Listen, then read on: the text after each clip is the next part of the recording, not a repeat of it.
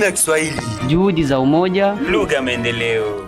Mkutano wa kitaifa wa ushauri wa ngazi ya juu uliohusu masuala ya kisiasa yanayohusiana na maendeleo na uendelezaji wa Kiswahili ulifanyika Jumatatu tarehe 11 Mei mwaka 2026 katika Wizara ya Ushirikiano wa Kikanda nchini Jamhuri ya Kidemokrasia ya Kongo.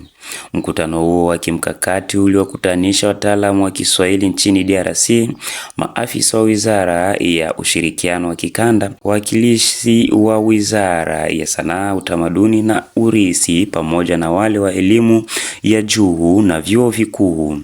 Ujumbe wa Kakama uliongozwa na Katibu Mtendaji Bi Caroline Asihimwe akiandamana na naibu wake Bwana James Joey. Kikao hicho kilifunguliwa na hotuba ya ukaribisho iliyotolewa na mshauri anayehusiana na mambo ya Jumuiya ya Afrika Mashariki, Bwana Chrysostome Kijana. Aiza alisoma hotuba ya waziri wa ushirikiano wa kikanda ambaye hakuwepo mchini wakati wa mkutano huo. Katika hotuba yake, Bi Caroline Asihimwe alieleza kuridhishwa kwake na hatua ambazo tayari zimefikiwa na DRC katika mchakato wa kuendeleza na kukuza Kiswahili. Hata hivyo, aliwahimiza wataalamu wa kamisheni ya Kiswahili nchini DRC kuendelea kuongeza juhudi ili lugha hiyo iweze kutimiza kikamilifu nafasi yake katika ushirikiano wa kikanda na maendeleo endelevu ndani ya Jumuiya ya Afrika Mashariki.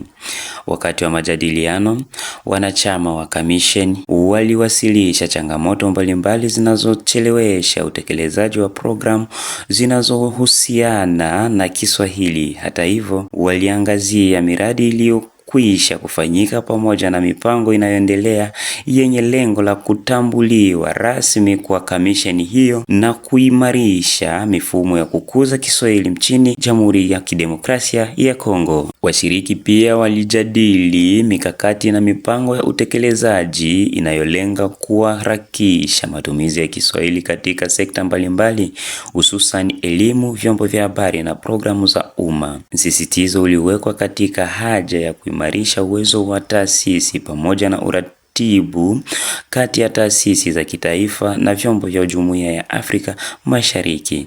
Mkutano huo ulianza saa 3 asubuhi, ulimalizika saa 9 alasiri katika mazingira ya majadiliano yenye kujenga na kuimarisha ushirikiano wa kikanda. Baada ya mkutano huo, Katibu Mtendaji wa EACS alipokelewa na mkurugenzi wa Baraza la Mawaziri wa Wizara ya Ushirikiano wa Kikanda.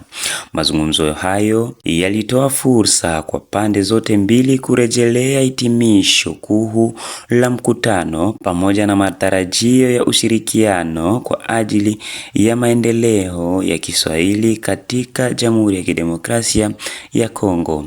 Hivyo nikiripoti kutoka Kinshasa, mimi ni Selemani Kindelson kwa niaba ya Kamisheni ya Kiswahili nchini DRC. Tume ya Kiswahili. juhudi za umoja, lugha ya maendeleo.